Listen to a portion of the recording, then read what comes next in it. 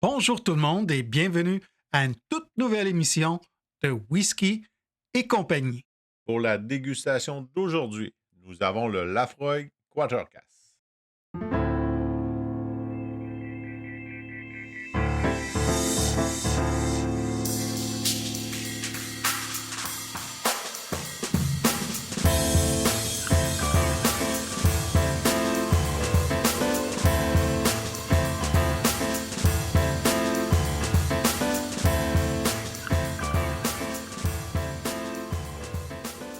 Comme c'est maintenant notre habitude, nous allons prendre les prochaines minutes pour vous présenter un peu plus en détail le whisky d'aujourd'hui, le Laphroaig Quartercass. J'ai bien hâte de débuter cette Moi dégustation. aussi. J'adore les produits de Laphroaig.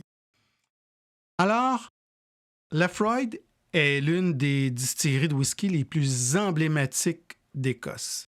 Située sur l'île d'Islay dans la ville de Port Ellen, elle est réputée pour ses single malts au caractère puissant, fumé et aux fortes notes médicinales. Ça sent le médicament dans le coin, je vous le dis. Oui, monsieur, mais c'est une bonne façon de soigner. Ouais. Fondée en 1815 par les frères Donald et Alexander Johnson, la distillerie a traversé les siècles en préservant son savoir-faire artisanal et en cultivant un style unique et reconnaissable de tous. Si le Laphroaig a une histoire riche de plus de 200 ans, son évolution récente mérite une attention particulière. Au début des années 2000, la distillerie a connu une popularité croissante sur la scène internationale, portée par l'engouement pour les whiskies tourbés et authentiques. Comme on les aime. En 2005, elle est devenue la propriété de Beam Global Spirits and Wine, qui a ensuite été absorbée par Suntory Holdings en 2014, formant Beam Suntory. Cette acquisition par le géant japonais a permis à Laphroaig de bénéficier de ressources supplémentaires tout en préservant son identité et ses méthodes de production traditionnelles. Beam Suntory, rebaptisé Suntory Global Spirits en 2024, possède aussi des marques de renom comme Jim Beam, Yamazaki, Maker's Mark et Basil Hayden, entre autres. En octobre 2024, donc C'est tout chaud encore? tout chaud encore, ça vient de sortir dans la presse, Laphroaig a annoncé la nomination de George Campbell au poste de directeur de la distillerie. Campbell succède à Barry McAfee, qui a récemment quitté Laphroaig après 13 ans de loyaux services pour aller diriger une nouvelle distillerie, la Light Hill Brewery and Distillery, en Corée du Sud. C'est pas la porte à côté. Je pense qu'il y a eu un beau contrat. Donc, ben, La distillerie utilise encore ses propres aires de maltage traditionnel pour environ 20% de son temps, plutôt 20% de son orge, une pratique devenue rare dans l'industrie. Le reste provient de la malterie de Port Ellen, qui suit les spécifications précises de Laphroaig pour la production de son malt. et ça sent tellement bon dans le coin. Le processus de fabrication de Laphroaig est particulièrement distinctif. L'orge maltée est d'abord séchée dans des fours traditionnels, alimentée à la tourbe locale d'Islay, récoltée dans les tourbières, propriété de la distillerie. Cette tourbe, riche en algues marines et lichens, confère au whisky ses arômes caractéristiques iodés et fumés. Le brassage s'effectue dans des cuves en acier inoxydable, suivi d'une fermentation de 55 heures. La plupart des distilleries disposent d'un nombre égal d'alambics de première et de seconde distillation. Mais le Laphroaig dispose de 3 alambics de première distillation, les wash stills, et de 4 alambics de seconde distillation, les spirit stills, pour la production de leur whisky. Donc, une de plus. La distillerie de Port Ellen possède un alambic de seconde distillation de plus pour permettre un chauffage à feu doux de leur distillat. La durée prolongée du processus de distillation est un élément important dans le développement du style unique des whiskies de Laphroaig. Les 3 alambics de première distillation ont une capacité de 10 400 litres, tandis que 3 de ces alambics de seconde distillation ont une capacité de 4 700 litres. Pour sa part, l'alambic supplémentaire pour la seconde distillation a une capacité de 9 400 litres. Le vieillissement s'effectue principalement dans d'anciens fûts de Bourbon américains stockés dans des chais face à l'océan. Plus de 90% des fûts utilisés par Laphroaig sont des fûts de Bourbon de premier remplissage, faits de chêne blanc américain.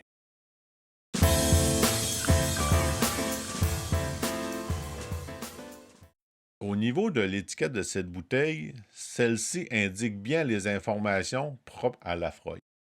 Il est indiqué que ce whisky n'a pas été filtré à froid, mais passé par un filtre à maille. Pas conventionnel, ça? C'est une méthode qui a été utilisée dans le passé, mais qui est de moins en moins utilisée par les distilleries. Comme un intermédiaire, c'est comme une solution hybride là, à la filtration. C'est ça. Ça doit quand même retenir moins de particules que... Oui, mais ça en laisse passer peut-être un petit peu. Un peu plus. Hein? Par contre, aucune mention d'un colorant ajouté ou pas, mais sur le site Internet de Laphroaig, il est indiqué que oui. C'est dommage, mais on va faire avec. Le whisky a connu une première maturation dans d'anciens fûts de Bourbon. Par la suite, le whisky a été transféré dans des quarter casks, ce sont des fûts de 50 litres. Petit, hein? Le quart du volume, le quart d'un baril normal. D'un baril normal de Bourbon. Un petit baril qu'on aimerait avoir à la maison. Toujours beau. C'est un bel élément décoratif. Hein? Ce transfert, c'est pour une seconde maturation. Les quarter casks permettent d'accélérer le processus de vieillissement car la surface de contact avec le bois est beaucoup plus importante par rapport au volume du liquide, ce qui donne quelque chose de très, très bon. Cela signifie que le whisky absorbe rapidement les composés aromatiques du bois, ce qui permet d'obtenir des arômes intenses et une maturation plus rapide que dans des fûts de plus grande taille. Le whisky titre à 48 % d'alcool par volume et se détaille à 116,75 à la Société des alcools du Québec. Une hausse de prix comparativement lorsque moi je l'ai acheté l'an passé à 102,50. Quand même une bonne augmentation. Là. C'est 14 $ de plus, mais on n'a pas le choix. Il faut le prendre à la Société des alcools du Québec. On ne s'en privera pas pour autant. Hein? Non. Mais en parlant de se priver, moi, je pense qu'on s'est assez privé dans l'attente de la dégustation. Alors, es-tu prêt, mon cher Camille, à débuter celle-ci? Toujours prêt. Alors, allons-y à l'instant.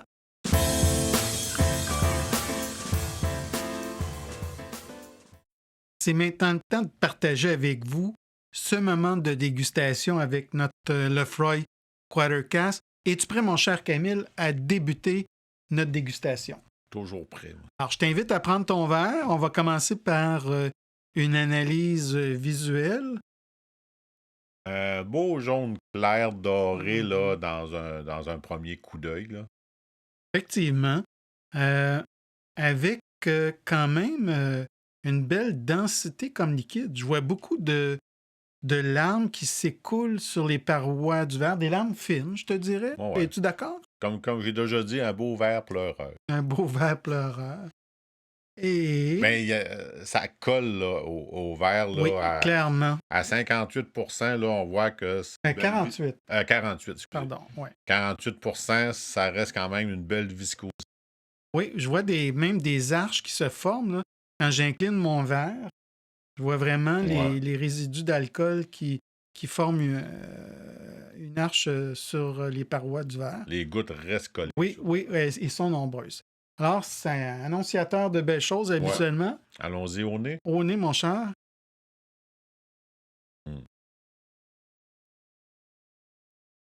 Première impression, fruité, un beau fruit blanc, doux, sucré. Puis tu as tout le côté salin aussi qui vient dans un premier temps, là. Un beau mélange des deux. Je suis d'accord avec toi, c'est quelque chose de simultané comme expérience olfactive. Cette douceur fruitée là, qui s'apparente un peu à des parfums de banane ou de poire. Un fruit blanc, Ouais. doux, léger, à peine sucré, mais avec des notes iodées très présentes dès le départ. Je suis d'accord avec toi, là. Ben, tu le disais justement que les chais sont sur le bord de mer. Mhm. C'est imprégné des effluves salines, là. Oui, les chais, mais aussi l'orge aussi. L'orge qui sèche sur les planchers de la malterie de Lafroy. Puis quand on y va à la distillerie, quand on la visite, toutes les fenêtres sont ouvertes lors du séchage de l'orge. Et ben c'est une façon aussi d'amener justement cet air marin à imprégner le grain là, avant le processus de fermentation. Il laisse entrer la bière là, à pleine fenêtre. À pleine fenêtre. C'est ça. Mais c'est un whisky qui se dévoile pas facilement. Là. On le sent, mais oups, là, oui, le fruit et puis le sel, mais faut le laisser respirer un peu. Je pense que c'est pas des arômes puissants, mais je trouve que les arômes sont nombreux. Ouais. On a parlé des fruits, on a parlé de cet élément marin là, que je pourrais comparer à une légère brise maritime, mais l'aspect fumé, il est présent, mais je vais être plus, je sais pas toi, pour moi c'est plus des odeurs de bois brûlé, plus qu'un nuage de fumée. Ouais. Hein, c'est comme des résidus de bois, là. Exactement. Ouais. C'est pas une fumée intense, là, comme d'autres whiskies de l'île d'Ayla. Tu parles de la tourbe. On la sent, cette tourbe. Moi, je la sens, cette dimension organique, un peu terre humide, là, mais en toile de fond. Ouais. C'est pas quelque chose de dominant, mais présent.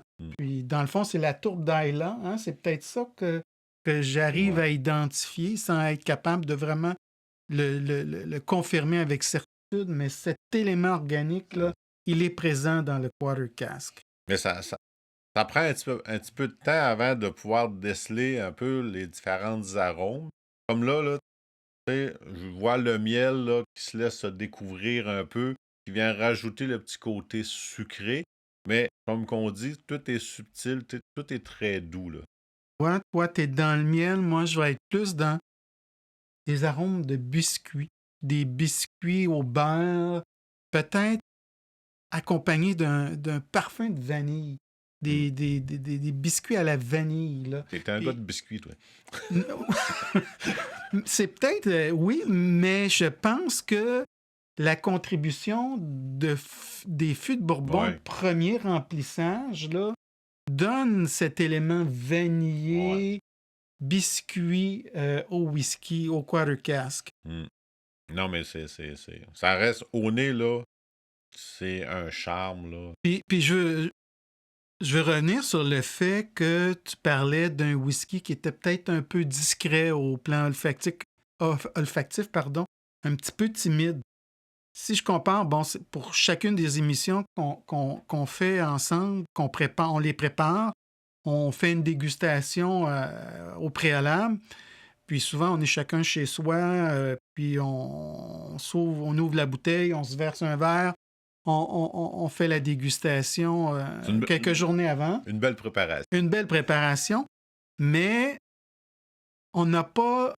Quand on fait ce type de préparation, quand on fait ce type de dégustation, on laisse pas nécessairement beaucoup de temps au whisky de s'ouvrir, de se développer, de se Non. réveiller, de sortir. Là, tu vois, on a versé nos verres avant le début de l'enregistrement et le whisky a vraiment eu le temps de s'étirer, de prendre son ampleur. Puis, on a même, hein, ça m'a frappé, quand avant de débuter l'enregistrement, on sentait le whisky à distance. Ouais. Que moi, j'ai pas eu comme expérience lors de notre préparation de la semaine dernière. Non, parce que ici, on laisse le temps de respirer. Chez nous, ben, on laisse pas ce temps-là. Mais en plus aussi, on n'a pas les mêmes bouteilles. Ouais. Mais ce que ça me dit aujourd'hui, c'est que peut-être qu'il faut être patient. Ouais. Quand on a fait nos préparations, c'est vite, vite, vite, on goûte, on fait nos notes pour l'émission. Là, on a vraiment donné une chance à ce whisky-là de s'affirmer. C'est ça. Au C'est niveau un jeune aromatique. whisky en plus. Là, Oui. Alors, je pense qu'on gagne à prendre notre temps lors de la dégustation du Quarter Cask. En bouche maintenant? Oui, parce que... Hein? Santé, mon cher.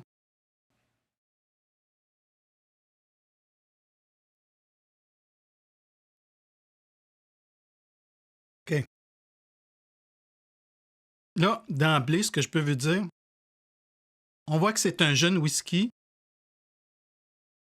mais avec une personnalité affirmée. Ouais. Hein? Puis, un jeune expérimenté. un jeune qui a du caractère. Ouais. Un jeune qui a plusieurs, comment je dirais, plusieurs atouts. Plusieurs facettes. Oh, qu'il est bon. Oh, qu'il est bon. Il y a un petit picotement là, que je ressens, moi, en fond de gorge. Mm-hmm. On voit le petit côté poivré qui est peut-être présent, un poivre blanc, mais doux, là, mais ça picote un peu. Mais qui amène une belle chaleur. Ouais. Et ce picotement, je pense que ce que tu ressens, ce côté un peu plus poivré, bien défini, épicé, moi, je relie ça directement au vieillissement en Quarter Cask, qui amène justement cette intensité du bois, parce que tu parlais tantôt, hein, le ratio whisky versus bois est beaucoup plus élevé avec une maturation en Quarter Cask, ce qui contribue à ce oomph-là, à cette chaleur, à ce côté épicé, ce côté boisé. C'est ça. Ça va tirer le jus du bois. Là, oui, et clairement, on le goûte avec ce Quarter Cask. Et moi, ce que j'aime beaucoup, beaucoup dans la personnalité de ce whisky, c'est cette forte salinité là, lors de l'arrivée en bouche. Mais ça sentait le médicament un peu, tu sais, au début, mais ça goûte pas le médicament. Ah, ben, pas mais, attends. Il est là, mais je pense que c'est... Moi, je le goûte, mais en avant-finale. Juste en toute fin, c'est comme « Ah, coucou, je suis là, je suis un Laphroaig. » Ben, parce qu'on peut pas dissocier le côté médicinal et Laphroaig. On sait que d'emblée, ça va goûter un peu le médicament. C'est pour ça que des fois, on a tendance à l'oublier et à le mettre comme en arrière-plan parce que d'emblée, on le sait que ça va goûter un petit peu plus le médicament, mais c'est pas désagréable. Là. Ah non, hey, Camille, regoute à ton whisky. Tu vas le voir, moi, je le perçois, puis c'est vraiment, une fois que tu as avalé ta gorgée, là, ou au moment de l'avaler, tu vas retrouver le caractère médicinal des Laphroaig. Ouais. Et qui n'est pas intense. Non, honnêtement, c'est ça. Il n'est pas intense, mais il est là. Mais la salinité, elle est tellement forte. Ouais. Moi, là, elle me fait saliver. Ce whisky me fait saliver. C'est une très bonne salinité là, qui est agréable en bouche parce que oui, comme tu dis, ça emmène beaucoup de salive, mais en même temps, ça reste en bouche. Là, c'est très agréable. Ce que j'aime du Quarter Cask aussi, on a parlé beaucoup d'éléments fruités au nez, mais c'est la présence du fruit aussi en bouche. sucre Ouais. qui est comme... où on se balade de l'aspect salin à l'aspect sucré un peu, avec cet élément fruité qui est là. Je retrouve cet élément de pomme et de poire qu'on percevait au Mhm. nez, là, plus à mi-parcours. Une fois Ouais.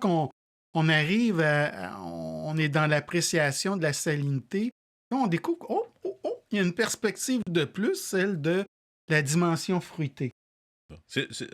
Un autre petit aspect que je découvre aussi, c'est un petit côté citronné qui vient s'installer aussi entre le côté salin, mais le côté fruité. Il y a un petit goût de citron, moi, que je perçois qui vient équilibrer un peu tout ça, puis qui vient donner une nouvelle petite note. Ben, je pense la fraîcheur. Ouais.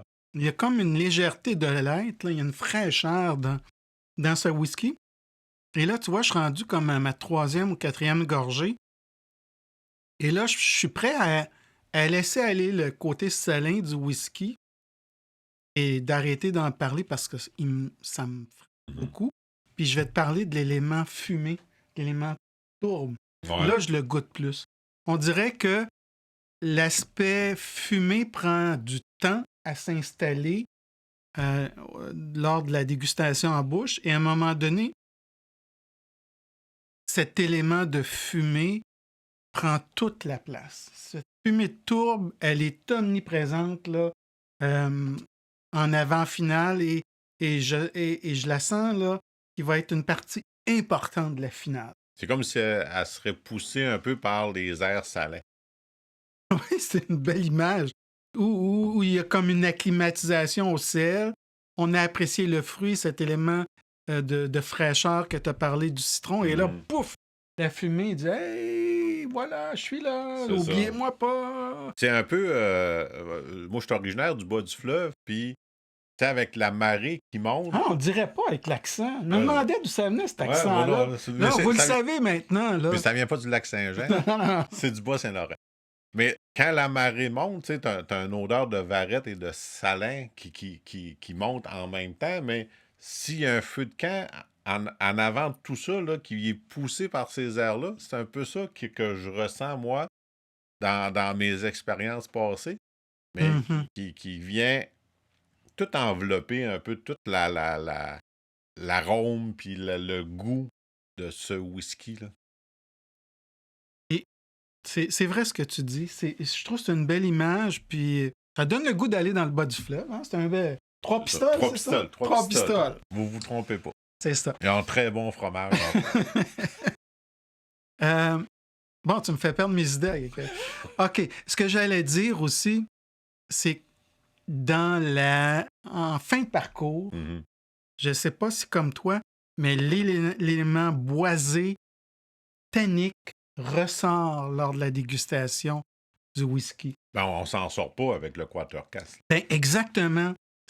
Au début, on parlait, on faisait le lien entre les épices, le poivre Mhm. que tu nommais et le vieillissement en quarter cask. Là, je te dirais l'élément d'astringence qui est quand même très présent, Ouais. mais pas écrasant ou trop dominant, puis qui vient gâcher Non. l'expérience en bouche. Mais ce qui est clair pour moi, c'est que cette présence d'hypersalivation, elle est là dans un contexte d'astringence que je ressens au niveau de la langue. C'est l'astringence qui amène l'hypersalivation, c'est difficile à dire, ou tout le caractère salin fruité du whisky. Puis, moi, je trouve que le quarter cask a une texture huileuse, légèrement huileuse. C'est enveloppant comme expérience en bouche. C'est goûteux, c'est complexe, c'est multidimensionnel. Comme finale? En finale, moi, je vous dirais que ça reste quand même une finale moyennement longue. Que la salive est abondante.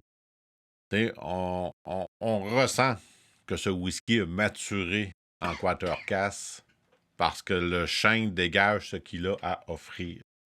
T'sais, c'est une belle finale, c'est un bel équilibre, c'est un très bon whisky dans l'ensemble pour tout ce qu'il a à offrir.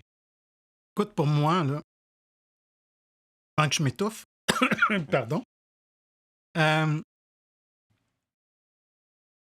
la finale, pour moi, elle est marquée par une salinité omniprésente, une salinité persistante, auquel s'entremêle là, une légère fumée. Puis tout ça, ensemble, ça crée un bel équilibre.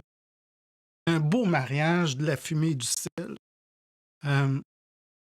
L'astringence demeure, puis elle fait sentir sa présence beaucoup au niveau de la langue et des parois de mes joues.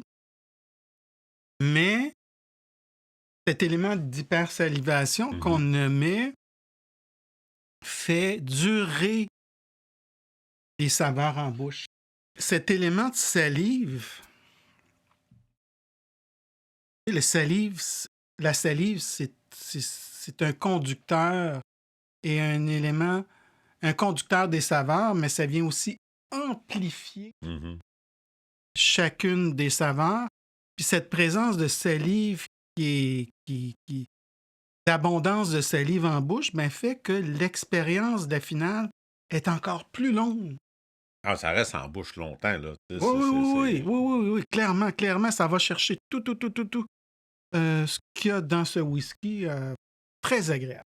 Très, très agréable, le Quarter Cask. Autant au plan olfactif que gustatif, à mon avis. À essayer pour quelqu'un qui n'a jamais essayé ça, là, vous allez découvrir quelque chose de nouveau. Puis, il n'y a pas beaucoup de whisky qui ont une finition en Quarter Cask. Il y a Laphroaig qui fait ce type de whisky. Il y a Arran qui fait ce type de whisky, mais c'est pas très répandu. Donc, si vous avez le goût d'explorer la chose et de voir cet élément ou la contribution de ces petits barils de 50 litres, je vous invite fortement à goûter le Laphroaig. On va prendre une légère pause. Toi, tu as déjà fini ton verre. Moi aussi, malheureusement. Alors, peut-être qu'entre les deux segments, on va servir un petit fond, parce qu'on a aimé ça. Oui. Et puis, on va vous revenir avec notre évaluation globale de ce whisky et on va vous donner une note pour le Quarter Cask de Laphroaig. À tout à l'heure.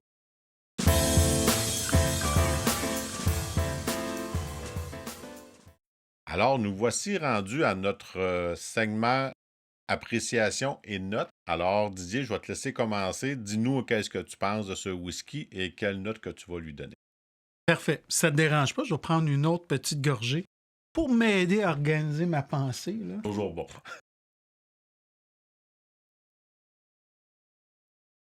Délicieux. Écoute, généralement, comme vous pouvez le voir, une belle impression. C'est un whisky qui m'a donné vraiment beaucoup de plaisir. C'est un whisky pour lequel on doit prendre le temps. On doit prendre le temps de le découvrir. Comme tout whisky. Oui, c'est vrai. Tu as raison. Parce que, comme je le mentionnais lors de la dégustation, c'est un whisky au départ un peu discret, là, au plan olfactif, qui a besoin de temps pour s'ouvrir, pour qu'on le découvre, qu'on découvre la complexité des arômes et des saveurs. Si je regarde d'abord, le côté un peu négatif, c'est peut-être l'élément que tu parlais de filtration, de coloration qui est impliqué dans le procédé de fabrication de ce whisky. Mais honnêtement, ça n'a pas teinté mon expérience. Comme toi, j'ai eu beaucoup de plaisir à goûter à ce whisky. Les points positifs, c'est un whisky qui a plusieurs couches. C'est un whisky emblématique de l'île d'Islay, très bon représentant des whiskies tourbés, fumés, iodés, De Laphroaig particulièrement. De Laphroaig, mais je pense que c'est un whisky qui représente bien Laphroaig et qui représente bien Islay. Ouais. C'est un whisky, moi, que j'aime beaucoup parce qu'il m'amène dans plusieurs directions, tant au plan olfactif que gustatif. Mm-hmm. J'aime la contribution des Quarter Casks qui amène ce petit oomph supplémentaire en termes de chaleur, d'épices boisées, d'astringence qui fait que ça amène comme une couche supplémentaire au niveau de l'expérience avec ce whisky. Une autre dimension. Oui. Ce qui amène, justement, c'est cette complexité. Moi, j'aime ça. Des whiskies qui sont multidimensionnels, qui me font travailler, qui étirent le plaisir. Je trouve que le Quarter Cask, c'est un whisky qui va me donner beaucoup de plaisir parce que, justement, je suis dans cette recherche de complexité puis d'études, d'analyse et c'est pas unidimensionnel. C'est pas monotone. Au contraire. Ça vient chercher ton petit goût côté biscuit. Côté biscuit, côté nerds aussi, tout ça. Bref, si j'ai une belle note à donner pour ce whisky, ça va être un beau 86% pour le Quarter Cask de Laphroaig. Maintenant, à ton tour, mon cher, qu'est-ce que tu peux me dire globalement de ce whisky? Me donner tes impressions générales et compléter avec ta note. Ben, sans répéter qu'est-ce que tu as dit, parce que je pense aussi la même chose.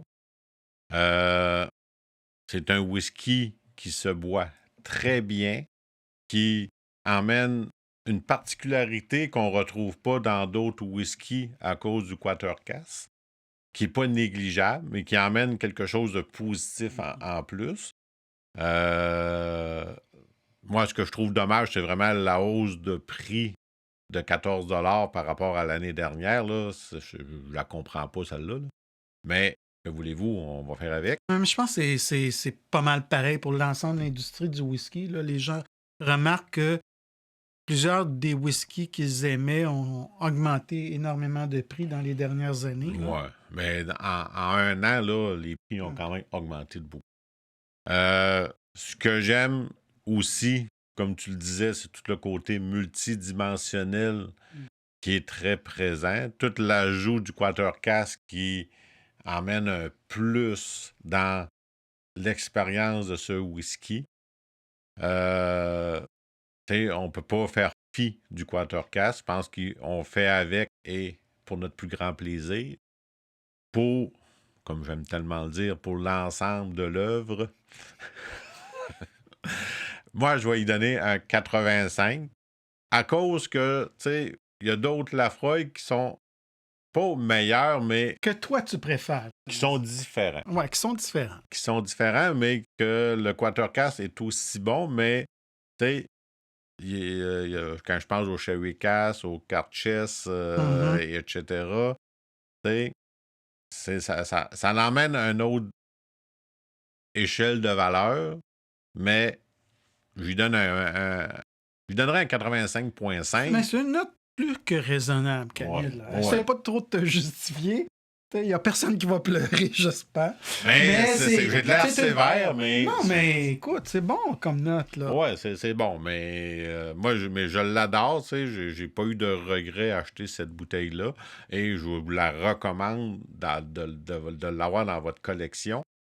Mais vous allez passer un très beau moment seul ou entre amis. Et sur ce, ben... N'oubliez pas de nous faire un petit pouce dans les airs, de nous encourager, de nous laisser des commentaires constructifs ou... Même négatifs. On a besoin de grandir. On a besoin de s'améliorer aussi. Et c'est vraiment très agréable là, de déguster avec vous. Et pour, si vous voulez continuer à en apprendre encore plus sur ce whisky, ben, vous pouvez visiter notre site web à whiskycompagnie.com. Alors, on vous souhaite une excellente semaine et on a bien hâte de vous revoir pour une prochaine émission de Whisky et compagnie. Bonne dégustation. Bonne dégustation et santé tout le monde.